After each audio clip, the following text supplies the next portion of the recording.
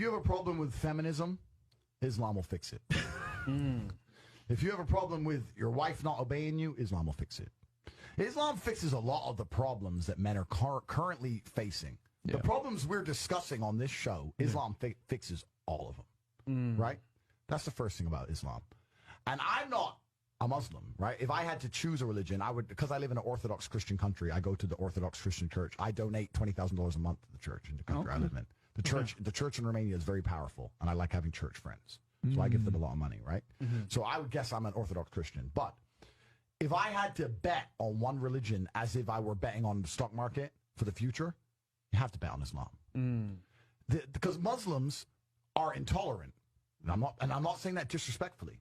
Because if you're tolerant of everything, then you stand for nothing. Facts. Christians are so tolerant now that you can go to church. These girls will get fucked on a Saturday night and go to church on a Sunday morning and get fucked on Sunday night, and it's no big deal, right? So you don't believe it. They have gay pastors that I'm not even anti-gay, but if the book says don't have, like, what the fuck? What do you believe in now? If you're tolerant of everything, you stand for nothing. I can walk through London with a T-shirt saying Jesus is gay, and nothing will happen to me. If I did the same thing with the Islamic prophet, I'd be dead before I got to the end of the street. Boom. That's how much they believe and respect. And I respect people who stick up for what they believe in. It's not even about me believing in it. I respect them because they believe, and they will defend. Muslims are the only people who will defend their religion. They will defend their beliefs. They refuse to be mocked. They refuse to be insulted. And I respect that about them. I respect that. That's an amazing thing about them, right? And the third point is, and I've been all around the world, some of the best countries in the world today are the first world Muslim nations. Qatar, you can go to Qatar, you can fall asleep with $1 million on your lap in the middle of the street. Nothing's going to happen to you. Saudi Arabia as well. You can go to Saudi, nothing will happen to you. You can go to Dubai, UAE, nothing's going to happen to you. They leave their cars parked with the keys inside. It's so safe. Wow. It's so safe. Women, everyone's married. Every woman obeys her husband. Every single woman has 4, 5, 6 kids. Big families. All the things we're talking about, all the problems we have here, right? They've got none of that. None of it. Because of Islam. Islam keeps society in the role where women obey their man. Women have children. Women have big families. Women are exceptionally happy to do so. Before some Western girl comes in here and runs her mouth, the Islamic women are happier than any fucking thought you're going to see in the club tonight. They're very true. They're happy. Society is functioning. Their population is growing, because in most Western countries, the population is declining. Tim Cass was talking about it today. I was talking about Two people have one kid. Doesn't work. Doesn't work, right? 2 people need to have 3.1 kids, because people die, right? People die prematurely, blah, blah, blah, blah. So we have population problems in the West. They have none of the population problems. Society is functioning, and that's what society is.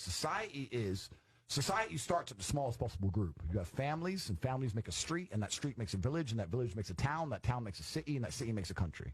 So if it's broken at the very fundamental level, if its family level's broken, then it's broken the whole way up.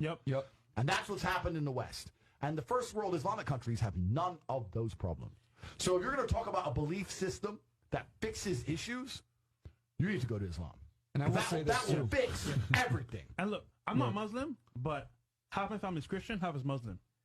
Sorry to say this, the half that's Christian, they're all divorced. The half that's Muslim, they're still married, hella kids, and they're happy. The wives do serve their husband. The kids understand the roles, and generally they're happy. You're right on that, 100%. So I just have absolute, even though I wouldn't identify as Muslim, I have absolute respect for the ideology, respect for the mentality, respect for the warrior aspect of it. I respect it. They don't play. They don't play. You can't insult their shit. But you can insult the church all day. You can make fun of it. There's a fucking show on Netflix about a gay Jesus. That's a joke, right? Ha, ha, ha. And what do the Christians do? Nothing. Christianity is a dead religion.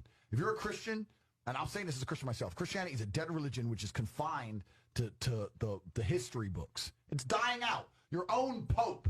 The Pope goes up there and talks LGBTQ shit. That's crazy. It is over. You don't stand for anything. You don't believe in anything. You have no boundaries. You're walked on. You're mocked. You're divorced. Your fucking Christian wife, after taking her to church for 20 years, will fuck the gardener behind your back. The whole thing is a joke. Being a Christian now is nothing more than advertising you're a loser. It's a losing religion because you've lost to Islam.